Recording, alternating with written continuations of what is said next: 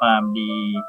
ขอน้อมบูชาพระรัตนตรัยอันเป็นที่เพิ่งสุดในชีวิตขอถวายความเคารพพระมหาเถรานุเถระเจ้าจุตนองค์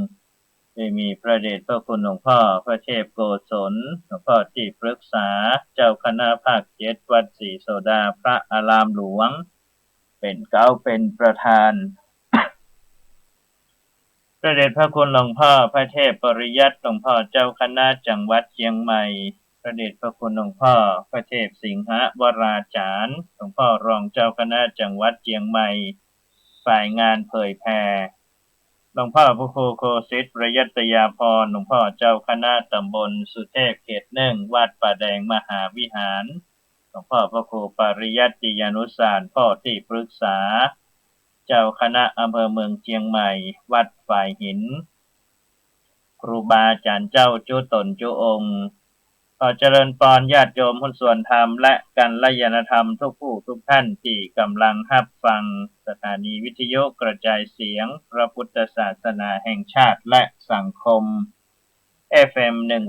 104.50 เมกะเฮิรตซ์อาการวัดฝ่ายหินอำเภอเมืองจังหวัดเชียงใหม่สถานีวิทยุสาธารณะจังหวัดเชียงใหม่ FM 92.25 เมกะเฮิรตซ์อาการวัดป่าแดงมหาวิหารอำเภอเมืองจังหวัดเชียงใหม่พร้อมด้วยคลื่นกัลยาณธรรมเว็บไซต์กัลยาณมิตรเสียงตามสายห่อกระจายข่าวทุกวัดทุกวาทุกหมู่บ้านสวยเช้าวันนี้หลังจากที่ได้ฟังน้ำฟังธรรมในรายการมรดกธรรมกำเมืองของท่านอาจารย์พระครูวิสิทธิ์ศรีลาภรณ์วัดวังสิงห์คำรายการธรรมะเพื่อประชาชนของท่านอาจารย์พระครูธีระสุตตพจน์ตัวตุเจ้าหลวงวัดม่อนแสนสุขจบลงเป็นที่บรมวลไปเรียบร้อยแล้วก็มาพบปะอุจากันในรายการเสียงจากชุมชนป่าแดงและสันทรายหลวงเป็นประจำ 8 โมงถึง 8 โมงครึ่งโดยประมาณเจ้าวันนี้เฮามาพบปะอุจากันในเจ้าวันพฤหัสบดีที่16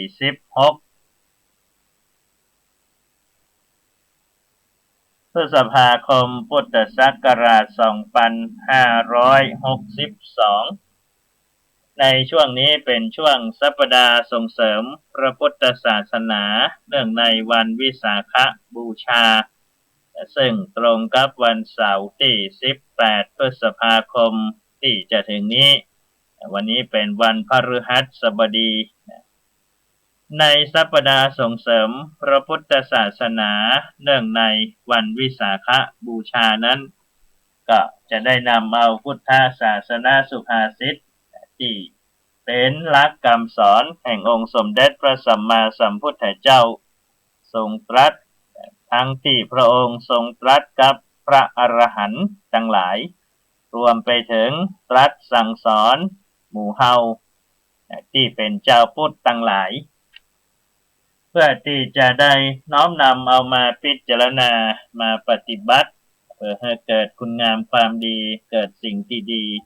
ตามหลักคำสอนแห่งองค์สมเด็จพระสัมมาสัมพุทธเจ้าพุทธศาสนาสุภาษิตในเจ้าวันนี้นำมาฝากพ่อแม่พี่น้องในบทที่ว่าเยสังราโคจะโทโสจะอวิชชาวิราชิตาตาทีตัทธะนรัญชันติฉินนะสุตตาอพันธนาเยสังราโคจะโทโสจะอวิชชาจะวิราชิตาตาทีตัทธะนรัญชันติฉินนะสุตตาอพันธนาแปลใจความเป็นภาษาไทยว่าราคะโทสะและอวิชชาอันผู้ใดหลุดพ้นแล้วผู้นั้นเป็นผู้คงที่มีสายล่ามขาดแล้วไม่มีเครื่องผูกย่อมไม่ติดในที่นั้นพุทธศาสนาสุภาษิตนี้องค์สมเด็จพระสัมมาสัมพุทธเจ้าทรงตรัสกับท่านพระนันทเถระ ว่าราคะนะราคะเนี่ยคือการมกมุ่นอยู่ในรูปรสกลิ่นเสียงสัมผัสเป็นราคะนะโทสะคือความโกรธความเกลียดความโกรธความคับแค้นนะความจองเวรจองกรรมนี่เหล่านี้เป็นต้นนี่เป็นโทสะหมดอะนะและอวิชชาคือไม่มีความรู้นะเธอบอกโหนะเพราะว่าถูกอำนาจของกิเลสคือราคะโทสะมันครอบงำจิตใจของมนุษย์ทั้งหลายแต่ถ้าเมื่อใดก็ตามคนที่สามารถจะลดละเลิกตัดราคะตัดหรือว่าควบคุมข่มโทสะ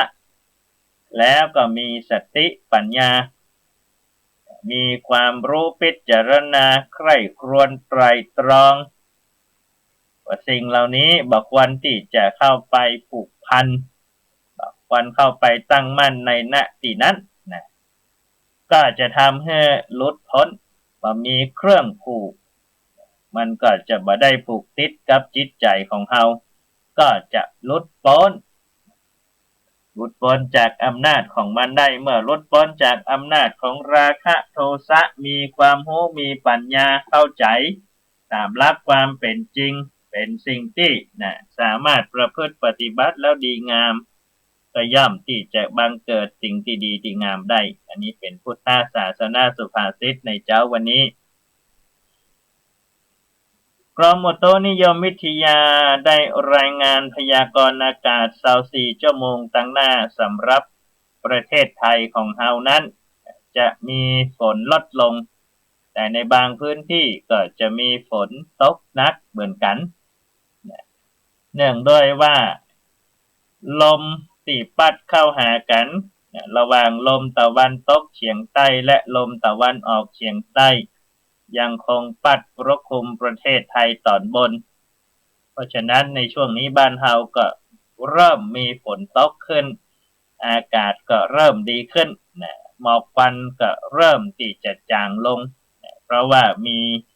ตึงลมตึงฝนมา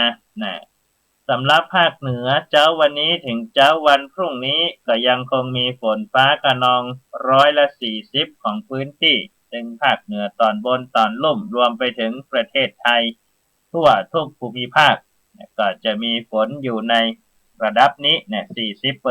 40%และก็ในช่วงกลางวันนั้นก็ยังมีอากาศร้อนอยู่อุณหภูมิสูงสุดอยู่ที่ประมาณ37ถึง39องศาแต่ก็ลดลงนักละความร้อนนั้นก็เริ่มลดลงนักพอสมควรละก็อยู่ในช่วงเริ่มจะสบายสำหรับอากาศแต่ว่าในช่วงฤดูฝนนี้ฝนนี้จะมาพร้อมกับลมถ้าบ่มีลมเนี่ยก็ดีไปเพราะฝนตกแล้วก็เย็นชุ่มฉ่ำต้นไม้ใบหญ้าได้รับน้ำฝนซึ่งเป็นน้ำธรรมชาติต้นไม้ก็อยู่ในธรรมชาติน้ำฝนก็น้ำธรรมชาติก็จะทำให้ชุ่มชื่นและก็สามารถที่จะผลิตอากาศที่ดีๆให้มนุษย์และสัตว์ทั้งหลายได้ใจหายใจอากาศดีสุขภาพดีก็ความเจ็บไข้ได้ป่วยก็จะบ่มีมาแต่ว่าในช่วงหน้าฝนนี้มีลมแรงพ่อแม่พี่น้องก็ต้องตรวจตราดูบ้านจ้องห้องหอที่เฮาอยู่อาศัยกิ่งไม้มันหนักเกินไปก็ตัดแต่งมันไว้ไม่ใช่ว่าเดี๋ยวรอมันหักก่อนค่อยตัดนี่ก็ตัดแต่งมันไว้หรือไม่แต่กระทั่งในเรื่องของหลังคามันโละมันเสียก็ซ่อมแซมบ่ให้ฝนมันหัวมันซึมไปเหล่านี้เป็นต้นคือความไม่ประมาทนั่นเองเพราะนั้นก็เตรียมความพร้อมเอาไว้เพราะว่ากำลังเริ่มสู่ฤดูฝนเพราะฉะนั้นฝนก็อาจจะมาและก็อาจจะทิ้งช่วงไปเป็นบางระยะอันนี้ก็เป็นยังถือว่าความชุ่มฉ่ำเกิดขึ้นแล้วจำวัดประจำวันเพื่อให้เข้ากับสัปดาห์ส่งเสริมพระพุทธศาสนาเนื่องในวันวิสาขบูชาซึ่งเป็นวันที่เกี่ยวข้องโดยตรงขององค์สมเด็จพระสัมมาสัมพุทธเจ้าก็คือเป็นวันประสูติตรัสรู้และเสด็จดับขันธปรินิพพานหลายคนก็ฮ้องว่าวันพระพุธ คือวันเกี่ยวข้องกับพระพุทธองค์เพราะนั้นก็จะนำกรรมวัดที่เกี่ยวข้องกับพระพุทธองค์มาเล่าเป็นกรรมวัดประจำวันให้พ่อแม่พี่น้องได้ประดับเป็นความรู้ในเรื่องกรรมทรัพย์เกี่ยวกับพระพุทธองค์กรรมวัดประจำวันวันนี้นำเสนอกรรมว่าโพธิญาณคำว่าโพธิญาณแปลว่าญาณคือความรู้หรือปัญญาตรัสรู้ก็เกี่ยวข้องกับวันวิสาขบูชาโดยตรงคือวันที่องค์สมเด็จพระสัมมาสัมพุทธเจ้าทรงมีพระปัญญาตรัสรู้เป็นพระพุทธเจ้าโพธิญาณหมายถึงปัญญาที่เป็นเหตุให้ตรัสรู้เป็นพระพุทธเจ้าปัญญาที่ทำให้รู้แจ้งหันจริงถึงอริยสัจธรรม ฮ้องว่าการบรรลุโพธิญาณโพธิญาณเป็นญาณที่พระพุทธเจ้าคณะที่ทรงเป็นพระโพธิสัตว์แสวงหามานานนับจนเกิดดับ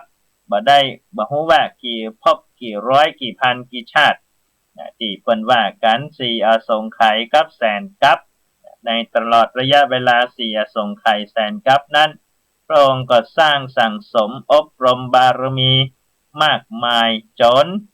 มาถึงพระชาติสุดท้ายก็ได้บรรลุโพธิญาณการบรรลุโพธิญาณขององค์สมเด็จพระสัมมาสัมพุทธเจ้านั้น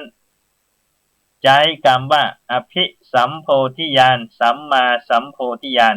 เป็นต้นอันนี้แสดงถึงความยิ่งใหญ่พิเศษแห่ง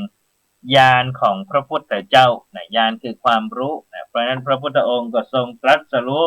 เป็นอนุตตรสัมมาสัมโพธิญาณแล้วก็ได้ตรัสสั่งสอนเป็นอริยสัจทั้งหลายมาจนถึงปัจจุบันนี้ก็หมู่เฮาก็ระลึกนึกถึงพระมหากรุณาธิคุณพระบริสุทธิคุณพระปัญญาธิคุณของพระองค์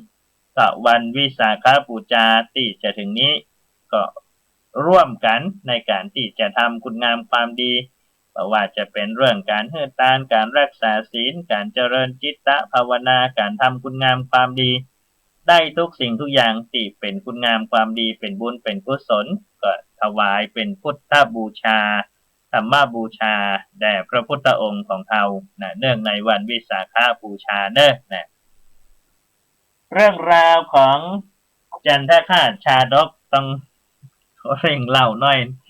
เพราะว่าญาติโยมโทรศัพท์มาว่าวันหนึ่งได้ฟัง10 นาทีวันนี้ได้ฟังนักน้อย15 นาทีถ้าว่าใกล้เสาร์อาทิตย์นี่ก็ไม่ได้ทำรายการเพราะนั้นก็ จะเริ่มเล่าชาดกจันทคราชชาดกซึ่งเป็นชาดกที่ยาวที่สุดที่เคยเล่ามานะครับเมื่อต่อมานี้อาตมาภาพได้เล่ามาถึงตอนที่พระเจ้าจันทคราชพระโพธิสัตว์เจ้าของเราพระองค์นั้นได้พบกับธิดาเศรษฐี3 ตระกูลที่ลงทางมาแล้วพระองค์ก็ได้พาธิดาเศรษฐี3 คนนั้นเพื่อจะไปส่งบ้านที่เมืองสังกัสสานครแต่ว่าได้ลงทางไปถึงเมืองปาตาลีบุตรก็ได้ไปช่วยเหลือคนในเมืองปาตาลีบุตรเท่าที่เล่าได้ฟังมานั้นหลังจากนั้นพระองค์ก็ได้พาธิดาเศรษฐี3 คนนั้นเพื่อจะไปส่งให้กับพ่อแม่ที่รอคอยอยู่ที่สังกัสสานครพระองค์ก็ได้เดินทางจากเมืองปาตาลีบุตรพร้อมด้วยธิดาเศรษฐีทั้ง3 คนเมื่อเดินทางไปได้33 โยชน์ก็ไปเจอภูเขาใหญ่ดอยใหญ่ที่ถ้าจะเดินก็ใช้เวลาเป็นเดือนพระองค์จึงใช้ฉลองพระบาทที่ได้จากวิทยาธรปาธิดาเศรษฐี3 คนนั้นเหาะข้ามภูเขาใหญ่แห่งนั้นไปเมื่อข้ามภูเขาใหญ่แห่งนั้นไปได้แล้วพระองค์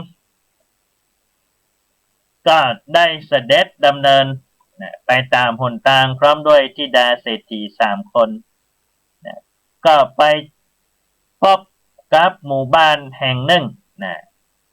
หมู่บ้านนั้นนะเป็นหมู่บ้านโจรนี่ฮ้องว่าหมู่บ้านโจรนะในหมู่บ้านนั้นก็มีโจร500พูดกันง่ายๆว่าถ้าฮ้องว่าหมู่บ้านโจรกับภัยกายไปก็จะถูกปล้นหมดอะนะพระมหาสัจเจ้าของเฮาก็เช่นเดียวกันเมื่อพระองค์เสด็จพระราชดำเนินผ่านหมู่บ้านโจรพระองค์ก็ไปเจอกลุ่มโจรที่ดักคอยปล้นผู้คนที่ผ่านไปมาหมู่บ้านของตัวเก่าเนี่ยนะทีนี้โจรเนี่ยนะเมื่อหันพระโพธิสัตว์เจ้าและธิดาเศรษฐีทั้งสามซึ่งมีหน้าตาแฉลมแช่มช้อยผิวพรรณวรรณะเปล่งปลั่งนี่ก็เลยเอิ้นไปว่าหยุดก่อนนะพระมหาสัตว์เจ้าเมื่อได้ยินคำว่าหยุดก่อนพระองค์จึงได้ตรัสถามว่า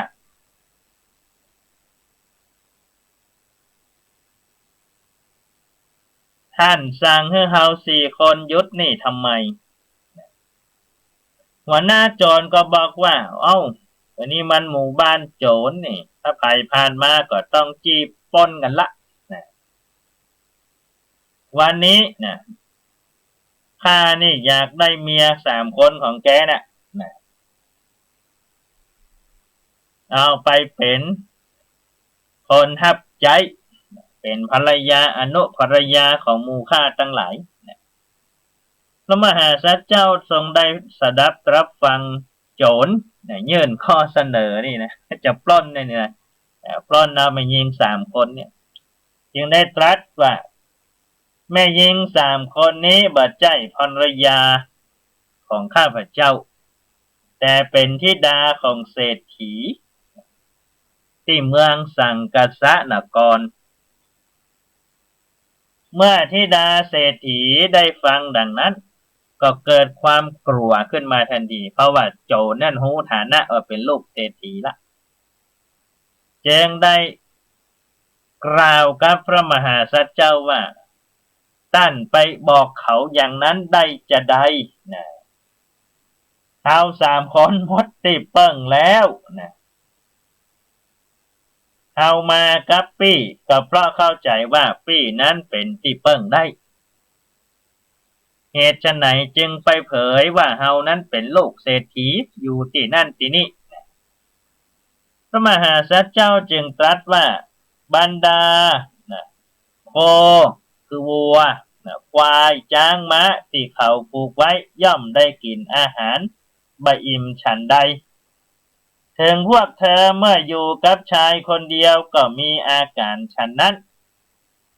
จงละเราหาไม่เถิดนี่หมายถึงว่าพระพุทธองค์ทรงเปรียบว่าจ้างม้าวัวควายเนี่ยมัดไว้เนี่ยย่อมได้กินอาหารบะอิ่มฉันใดเหมือนเธอทั้ง3เนี่ยมาเปิ้งเฮาคนเดียวเนี่ยจะไหวกะเพราะนั้นไปหาตีเปิ้งไม่เตอะนี่นะ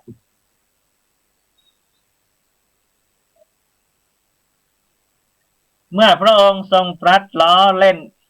กับเล่นกับแม่ยิง3 คนที่เป็นโลกเศรษฐีก็พยายามที่จะหาติเปิ้งโดยปากันเกาะพระมหาสัจเจ้าบ่ยอมปล่อยทีนี้พระมหาสัจเจ้านั้นพระองค์ก็บ่อยากจะทำร้ายโจรพระองค์จึงปานางตั้ง3 อันเหาะไปจากหมู่บ้านโจรบรรดาโจร500ตั้งหลายพอหันอานุภาพเดชานุภาพแห่งพระมหาสัจเจ้าก็ปากันตกใจกลัวนี่กระเจิดกระเจิงกันไปหมดเฮามานี่มาปล้นไผ่มาปล้นมาปล้นเทวดาแล้วนี่นะเพราะนั้นพระมหาสัจเจ้าก็ปานางธิดาเศรษฐีทั้ง3ออกจากหมู่บ้านโจรด้วยการใจฉลองพระบาทวิเศษเหาะออกมาแล้วก็พานางทั้ง2เดินต่อไปแถม7 วันก็ไปถึงหมู่บ้านยักษ์ ซึ่งเป็นที่อยู่ของยักษ์สองสามีภรรยาที่ชีวิตประจำวันก็ออกเสาะแสวงหาสัตว์และมนุษย์ที่ผ่านไปมาแล้วก็จับกินเป็นอาหารแต่ผ่านมาได้7 วันสองสามียักษ์นั้นยังหากินอย่างบ่ได้เลยยักษ์ผู้เป็นสามีจึงออกไปเสาะแสวงหาอาหารส่วนยักษ์ที่เป็นเมียก็เฝ้าบ้านในขณะที่นางยักษ์ขี่นี้เฝ้าบ้านอยู่นั้นพระมหาสัจเจ้าพระเจ้าจันทคานและธิดาเศรษฐีก็เสด็จเดินผ่านมาพอดีนางยักษ์ขี่นี้หันคนทั้งสี่เดินมาก็เกิดว่าคนเหล่านี้หันเท้าแล้วจะกลัวเจงได้แถลงเป็ดเนรมิตกายเป็นมนุษย์7 นางหนึ่งทำหน้าที่ปัดกวาดนางหนึ่งนั้นหน้าที่ต่างคนต่างทำกับข้าวกับปลาทำขนมตักน้ำตำข้าวเป็นต้นจากยักษ์ตัวเดียวแถลงเป็ดเป็นไม่ยิง7 คนพระมหาสัจเจ้าพระเจ้าจันทคราชพร้อมด้วยธิดาเศรษฐีก็เดินมา7 วันละเสด็จพระราชดำเนินเดินมา7 วันแล้วพระองค์ก็รู้สึกว่าเอ็นดูนางตั้ง3ก็เลือบเสด็จทอดพระเนตรไปหันบ้านหลังของนางยักษ์ขี่นี้ล่ะก็เข้าพระทัยว่าเป็นบ้านมนุษย์จึงได้ทรงปาธิดาเศรษฐีทั้งนางนั้นแวะไปซึ่งเมื่อเข้าไปในบ้านก็ไปพบแม่หญิง7 คนกำลังทำการทำงานแต่ว่าพระมหาสัจเจ้านั้นพระองค์ทรงมีดวงแก้วมณีวิเศษสามารถจะพอว่าเป็นในอย่างได้ก็ทรงทราบอาการว่า7 นางนั้นติดแต่เป็นนางยักษ์ขีนีแต่พระองค์ก็ไม่ได้ทรงแสดงอาการตกพระทัยและก็ไม่ได้บอกให้แก่ธิดาเศรษฐีทั้ง3ว่าเอามาอยู่ในบ้านของยักษ์เนอะส่วนนางยักษ์นั้นก็เกิดว่าโอ้4 คนที่มานี้มันหูหลักว่าเฮานั้นเป็นยักษ์แต่ว่าถ้าเฮาคนเดียวนี่ณตอนนี้นี่คงจะลำบากในการที่จะจับ4 คนได้พร้อมกันเพราะว่าถ้าเฮาแสดงตนป๊บนี่แต่ละคนก็จะกระเจิดกระเจิงหนีไปคนละทิศละทางไอ้เฮานี่จะลำบากในการยับมันเพราะนั้นต้องรอให้ผัวปิกมาก่อนสามีปิกมาก่อนในขณะที่รอนี่เขาต้องหาวิธีการในการที่จะลวงทั้ง4 คนนี้ให้ตายใจให้ได้มาเกิดได้นั้นจึงเอิ้นถามไปว่าป่อมหาจำเริญป่อจะพาภรรยาของป่อทั้ง3ไปที่ไหนพระมหาสัจเจ้านั้นพระองค์ก็ตรัสต่อไปว่าจะไปเมืองสังกัสสนครนางยักษ์ขีนี้ที่ปลอมตัวเป็นแม่หญิง7 คนก็เอิ้นไปว่าโอ้สังกัสสนครนั้นมันไกลแวะมาพักมาอาบน้ำอาบนองกินข้าวกินปลานี่บ่หมู่เฮา7 คนนี่กำลังเนี่ยกินทำขนมกันอยู่นี่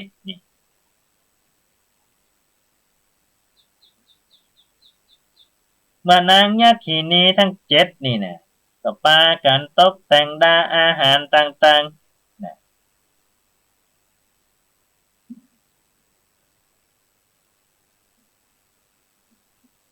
ทำเป็นต้อนรับด้วยความเต็มใจพระมหาสัจเจ้านี้พระองค์ทรงทราบอยู่แล้วว่าเป็นนางยักษ์ขีนีไม่ยิงพวกนี้บ่ใช่มนุษย์เพราะนั้นเราต้องอยู่นี่ก็คงจะเป็นอาหารของยักษ์ตั้งหลายแน่นอนโดยเฉพาะธิดาเศรษฐีนั่นเป็นไม่ยิง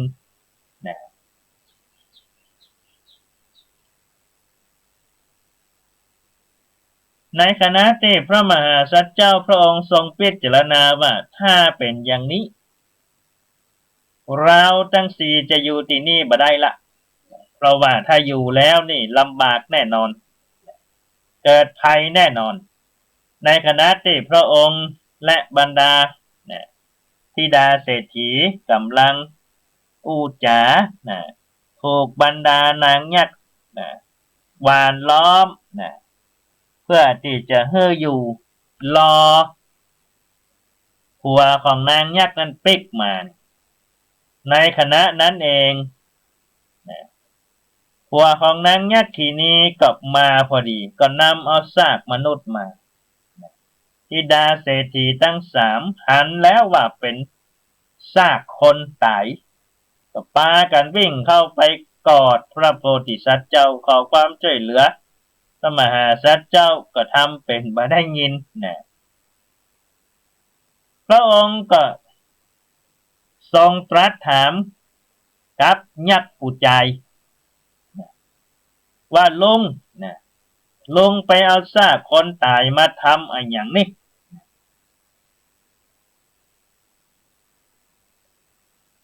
ยักษ์ผู้เป็นสามีของนางยักษ์ขีนี้ก็บอกว่าเนื้อสดเหล่านี้แหละเป็นอาหารของเขา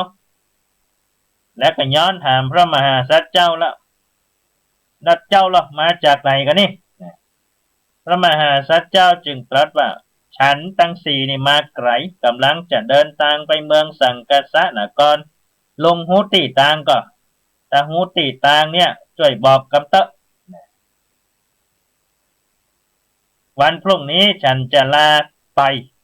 จะลาเดินทางไปวันนี้จะพักที่นี่ก่อนธิดาเศรษฐีได้ฟังว่าจะพักที่นี่คืนหนึ่งซึ่งหันเป็นยักษ์หันซากคนตายนะก็เลยกล่าวกับพระมหาสัตว์เจ้าว่าปี้อย่าพักที่นี่เลยไปต่อเตอะพระมหาสัตว์เจ้าก็ตรัสว่าก็เธอทั้งสามเหน็ดเหนื่อยเดินทางมา7 วันแล้วเอาบ่นอนนี่กะพักผ่อนนี่กะธิดาเศรษฐีทั้งสามว่าโอ้บะอิดไปพระมหาสัตว์เจ้าก็ทรงเป็นบ่ได้ยินจึงตรัสกับยักษ์2 คนผัวเมียว่าถ้าคืนนี้จะขอพักที่บ้านลุงนี่สักคืนได้ก็นางยักษ์ได้ฟังดังนั้นบอกโอ้ได้กับหลานมาพักที่นี่เถอะวันพรุ่งนี้ก็เดินทางเนาะพระมหาสัตว์เจ้าพระองค์ก็ทรงทับที่จะพักที่บ้านนางยักษ์ขีนีและ2 สามีของยักษ์นั้นเรื่องราวจะเป็นจะใดพ่อแม่พี่น้องส่วนธรรมต้องติดตามท่าดาฟังว่าพระโพธิสัตว์เจ้าของเขานั้นมีเหตุผลกลใดที่พระองค์ทรงอยากจะพักที่บ้านของยักษ์ทั้งสองและมีเหตุผลกลใดที่พระองค์จะใช้วิธีการไหนในการที่จะเอาตัวรอดได้ต้องติดตามต่อไปวันนี้เวลาเที่ยงแล้วอาตมาภาพนำรายการจากพ่อแม่พี่น้องไปก่อนพบปะกันใหม่ในวันต่อไปขอความสุขสวัสดีจงบังเกิดมีแด่ทุกท่านขอเจริญพร